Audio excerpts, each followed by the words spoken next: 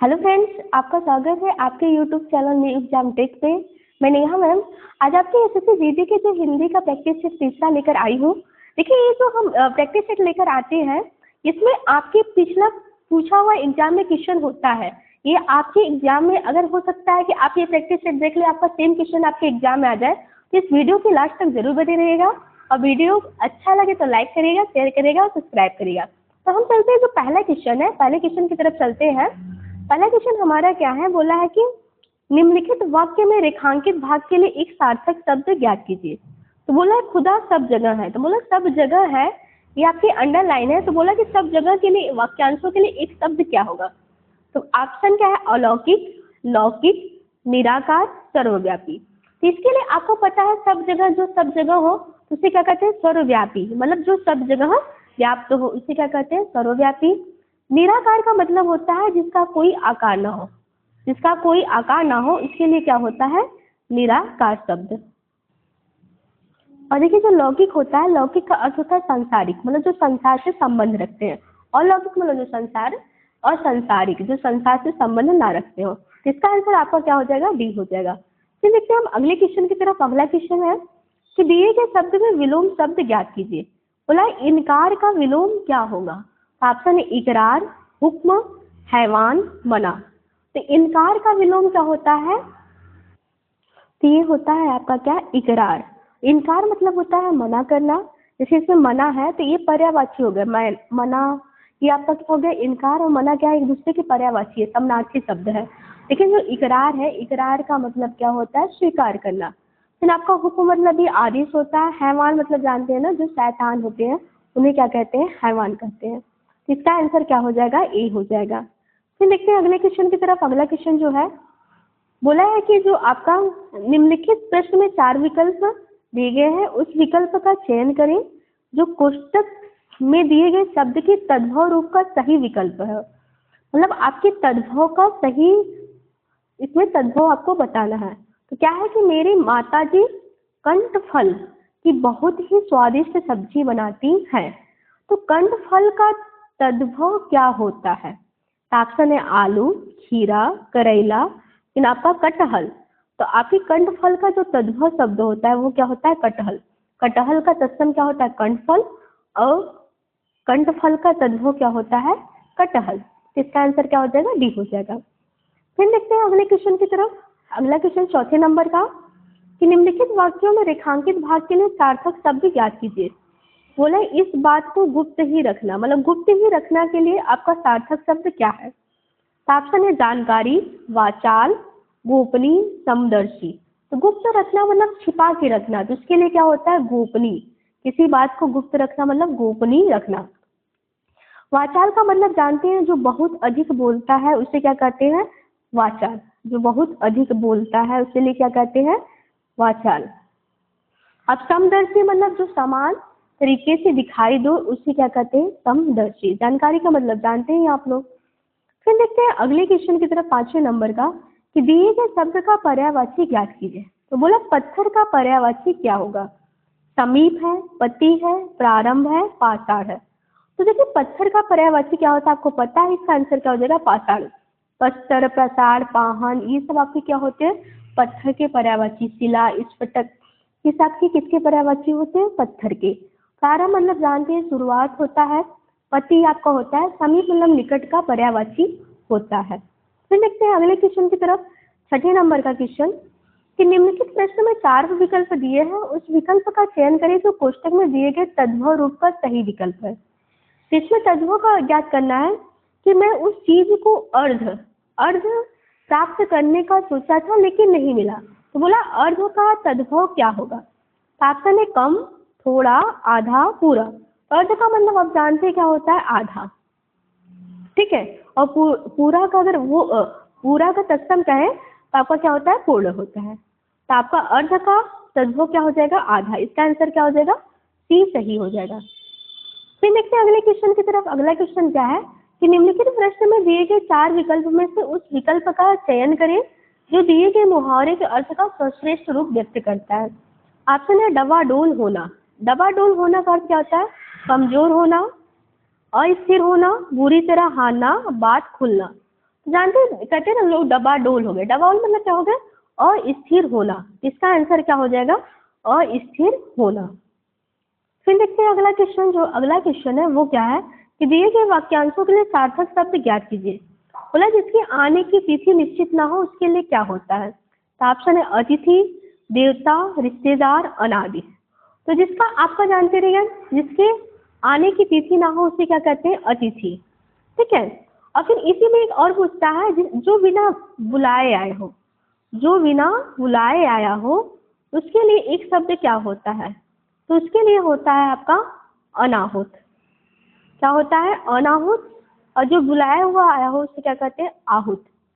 ठीक है। फिर देखते हैं अगला जो क्वेश्चन है 9वें नंबर का क्वेश्चन, वो देख लेते हैं। बोला कि दिए गए वाक्य में रेखांकित भाग के लिए उचित सार्थक शब्द का चयन कीजिए। यहाँ पे देखिए मशहू है, मशहू के लिए क्या? वे मशहू में चलते हैं। तो मतलब मशहू के लिए क्या सार्थक शब्द होगा? बोला सुहम, मायूस, हमूस, समूह। तो आपको देखिए शब्द से ही पता चल जाता है कि यहाँ पे क्या होगा। तो यहाँ पे आपका जानते रहेगा क्या होगा? समूह। समूह आपका एक सार्थक शब्द है। बोला कि वे समूह में चलते हैं। तो मशहू की जगह आपका क्या होना चाहिए? समूह होना चाहिए। तो यहाँ पे मशहू क्या है? आपका त्रुटि शब्द है। मशहू की जगह क्या होना चाहिए? समूह। फिर देखते हैं अगला क्वेश्चन। जो है अगला क्वेश्चन कि निम्नलिखित प्रश्न में 4 विकल्प में से उस विकल्प का चयन करें जो कोष्ठक में दिए गए शब्द के तत्सम रूप का सही विकल्प है। मतलब नेताजी ने अपनी सुरक्षा के लिए कई अंग रखा रखे हैं। तो अंग रखा का तत्सम क्या होगा? पहला अगम, अगुआ, अहेर, अंगरक्षक। तो आपको पता है अंग रखा मतलब जो अंग की रक्षा करता, इसके लिए तत्सम शब्द क्या हो जाएगा? अंगरक्षक। और आपको पता है अहेर मतलब अहेर को अहेर कहते हैं। और अगुआ, तो अगुआ का आपका जो तत्सम होता है वो क्या होता है? वो अग्रणी होता है। मतलब जो आपके रास्ता दिखाता है उसे क्या कहते हैं? अगुआ। फिर देखते हैं अगले क्वेश्चन की तरफ। 11 नंबर का क्वेश्चन वो क्या है? बोला दिए गए वाक्य में गलत वर्तनी ज्ञात कीजिए। बोला मानव का कल्याण ही मनुष्य का धर्म है। इसमें क्या त्रुटि वर्तनी है? ऑप्शन है मनुष्य, कल्याण, धर्म, मानव। तो आपको सीधा लग रहा है इसमें क्या गलती है? कल्याण। ये कल्याण न होके वो क्या होता है? कल्याण होता है। इसमें आपका कौन सा गलती हो जाएगा? बी ऑप्शन आपका सही हो जाएगा। फिर देखते हैं आपका 12 नंबर के क्वेश्चन पे। बोला निम्नलिखित वाक्य में से उस वाक्यांश को पहचानिए जिसमें मात्राओं संबंधी अशुद्धियां हैं। यदि कोई गलती नहीं है तो कोई त्रुटि नहीं का चुनाव कीजिए। तो आपका ये जो वाक्य है वो देख लेते हैं। बोले हर माता पिता चाहते हैं कि उनका बच्चा एक आदर्श छात्र बना जो दूसरों के लिए प्रेरणा स्रोत बन सके। इसमें क्या त्रुटि है? बोला प्रेरणा स्रोत बने, कोई त्रुटि नहीं है। एक आदर्श छात्र बना जो दूसरों से लिए। फिर आपका हर माता पिता चाहते हैं कि, तो अगर हम देखेंगे तो जो आपका ऑप्शन सी है, क्योंकि देखिए हर माता पिता चाहते हैं कि उनका बच्चा एक आदर्श छात्र बने, न कि बना। तो यहाँ पे बने होना चाहिए। जो दूसरों से नहीं, दूसरों के लिए क्या बने? प्रेरणा का स्रोत बने। तो आपका क्या हो जाएगा? सी वाला आंसर वाला ऑप्शन सी क्या हो जाएगा? सही हो जाएगा। फिर देखते हैं अगले क्वेश्चन की तरफ। अगला क्वेश्चन इसमें क्या है? बोला निम्नलिखित प्रश्न में 4 विकल्पों में से उस विकल्प का चयन करिए जो रिक्त स्थान के लिए सही शब्द वाला विकल्प है। बोला है किसी बीमारी में पड़कर फिर भी उसके इलाज के लिए इधर उधर भागना और बहुत खर्चा करना, इससे क्या है? आज से ही योग के लिए वक्त निकालना। तो इससे क्या है? हिसाब है, मुताबिक है, विकास है, क्या है? बेहतर है। तो यहाँ पे क्या हो जाएगा? बेहतर होगा। किससे बेहतर है कि आज से ही क्या करें? योग के लिए वक्त निकालें। तो वही बोलना है कि बीमारी के पकड़ मतलब बीमारी के चक्कर में इधर उधर इलाज कराने से बेहतर है या खर्चा करने से बेहतर है इसमें क्या करें? योग के लिए वक्त निकालें। न कि हिसाब है, न मुताबिक है, न विकास है। इसका आंसर क्या हो जाएगा? बी सही हो जाएगा। फिर देखते हैं अगले क्वेश्चन की तरफ 14 नंबर का कि निम्नलिखित वाक्य में से उस वाक्यांश को पहचानिए जिसमें मात्राओं संबंधी अशुद्धियां हैं। यदि गलती कोई नहीं है तो कोई त्रुटि नहीं का चुनाव कीजिए। बोला कि राष्ट्र केवल जमीन का टुकड़ा ही नहीं बल्कि हमारी सांस्कृतिक विरासत होती है जो हमें अपने पूर्वजों से परंपरा के रूप में प्राप्त होती है। ऑप्शन है कोई त्रुटि नहीं है। राष्ट्र केवल जमीन का टुकड़ा ही नहीं बल्कि हमारी पूर्वजों से परंपरा के रूप में प्राप्त होती है, सांस्कृतिक विरासत होती है जो हमें अपनी। तो अगर हम इस वाक्य देखेंगे तो इस वाक्य में कोई त्रुटि नहीं है, सारा वाक्य आपका सही है। आपका सही है कि राष्ट्र केवल जमीन का टुकड़ा ही नहीं बल्कि हमारी सांस्कृतिक विरासत होती है जो अपने पूर्वजों से परंपरा के रूप में प्राप्त होती है। इसका आंसर क्या हो जाएगा? ए सही हो जाएगा। फिर देखते हैं अगले नंबर के क्वेश्चन की तरफ। अगले नंबर क्या है कि निम्नलिखित प्रश्न में 4 विकल्पों में से उस विकल्प का चयन करें जो कोष्टक में दिए गए शब्दों के विलोम शब्द का सही विकल्प है। बोला उसने बड़े ही आग्रह से मेरे साथ बातचीत की। तो बोला आग्रह का विलोम क्या होना चाहिए? बोला आग्रह का विलोम क्या होगा? तो ऑप्शन है अवरोहण, दुराग्रह, अनाहत, विकीर्ण। तो आपको पता है आग्रह मतलब किसी का आग्रह करना, दुराग्रह मतलब उससे मना करना। तो यहाँ पे आग्रह का विलोम क्या हो जाएगा? दुराग्रह। ठीक है।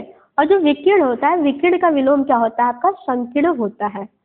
फिर देखते हैं अगले नंबर क्वेश्चन। आपके गद्यांश से क्वेश्चन आते हैं 5 क्वेश्चन, वो 5 क्वेश्चन है। पूरा आपका गद्यांश है, गद्यांश पढ़ने में समय नहीं देना है, हम क्वेश्चन से आपके गद्यांश सॉल्व करेंगे। बोला है कि रिक्त एक के स्थान की पूर्ति के लिए उपयुक्त विकल्प का चयन करें। बोला है कि परिश्रम का द्वार है। परिश्रम किसका द्वार है? झुकाव का, अधपतन का, उन्नति का, अवनति का। तो आपको पता है कि अगर आप परिश्रम करेंगे तो ना आपको झुकाव मिलेगा, ना तो अधपतन मतलब आप नीचे जाएंगे, न तो अवनति मिलेगी। आपको क्या मिलेगी? उन्नति मिलेगी। तो आपका क्या है? परिश्रम क्या है? उन्नति का द्वार है। तो आपका आंसर क्या हो जाएगा? सी सही हो जाएगा। फिर देखते हैं दूसरे क्वेश्चन की तरफ। बोला है कि दूसरे की पूर्ति के लिए उपयुक्त विकल्प का चयन करिए। बोला है कि मनुष्य किसके सहारे ही विकसित अवस्था तक पहुंचता है? मतलब किसके सहारे? बोला अनुदम के सहारे, अवकाश के सहारे, परिश्रम के सहारे, विश्राम के सहारे। तो आपको पता है कि मनुष्य किसके सहारे विकास की अवस्था तक पहुंचता है? तो वो क्या हो जाएगा? परिश्रम। परिश्रम के सहारे वो क्या करता है? विकास की अवस्था तक पहुंचता है। तो इसका आंसर क्या हो जाएगा? सी हो जाएगा। फिर देखते हैं अगले क्वेश्चन की तरफ। 18 नंबर क्वेश्चन की 18 नंबर क्या है कि रिक्त स्थान की पूर्ति कीजिए जो सबसे उपयुक्त विकल्प चयन करें। फिर वही बोला कि उसी के सहारे क्या मतलब परिश्रम के सहारे विकसित अवस्था में पहुंचता है और उसी के सहारे अनुपजाया। फिर बोला क्या विकास किया? मतलब किसका विकास किया? तकनीकी का विकास किया, स्कूल का, कॉलेज का, कारखाने का। अगर उसे सहारे मतलब किसके सहारे तकनीकी का मतलब किसके सहारे अनुपजाया, तो वो स्कूल है, कारखाना है, कॉलेज है कि तकनीकी, तो क्या किसका विकास करेगा? तकनीकी का विकास करेगा। मनुष्य अगर परिश्रम करेगा तो किसका विकास करेगा? तकनीकी का विकास करेगा। फिर उसके बाद स्कूल, कारखाना, कॉलेज आते हैं, लेकिन आपके इसमें उपयुक्त शब्द क्या हो जाएंगे? तकनीक हो जाएंगे। फिर देखते हैं अगले क्वेश्चन की तरफ। चौथे नंबर की बात कराए, यहाँ पे तकनीकी का विकास या जिसके सहारे आज यह जगमगाती सभ्यता चल रही है। तो बोला कि से किया गया कार्य परिश्रम ही कहलाता है। मतलब किसके द्वारा किया गया कार्य परिश्रम कहलाता है? ऑप्शन है मन तथा बुद्धि, मन रहित, अपमान, अमन। तो ये किसके द्वारा किया गया है? तो मन और बुद्धि से द्वारा किया गया ही कार्य क्या कहलाता है? परिश्रम कहलाता है, न कि मन रहित, अमन वाला बिना मन का, अपमान से नहीं होता, ये मन तथा बुद्धि होता है। फिर देखते हैं लास्ट क्वेश्चन आज का 5वीं के लिए क्या बोला है कि परिश्रम करने वाला मनुष्य सदा सुखी रहता है। परिश्रमी व्यक्ति का जीवन से पूर्ण होता है। मतलब किससे पूर्ण होता है? दीनता से, सौम्यता से, स्वाभिमान से, नम्रता से। तो अगर आप परिश्रम करेंगे आपको सफलता मिलेगी। तो आपको किससे पूर्ण होगा? स्वाभिमान से आपका जीवन पूर्ण होगा। ठीक है। आपका देखिए लास्ट क्वेश्चन होता है, आपका सेक्शन ये भी खत्म होता है। बहुत ज़्यादा समय नहीं लगता है इस क्वेश्चन करने में। और आपको वीडियो अच्छा लगे तो लाइक करेगा, शेयर करेगा, सब्सक्राइब करेगा। धन्यवाद।